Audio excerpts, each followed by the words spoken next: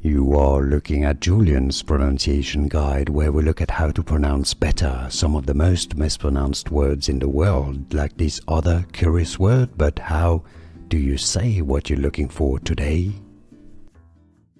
How do you say this phrase? Meaning, what's going on? How are you? It's a greeting when you just meet somebody and you want to say, what's going on in your life? What's up is how you say. This is the contraction of what is up.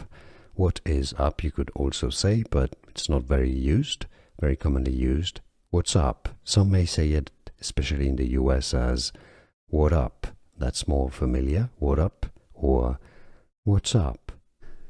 Here are more videos on how to pronounce more confusing words and names too many mispronounced. Like this video if you found it useful. I appreciate your support. I'll see you soon and thanks for watching.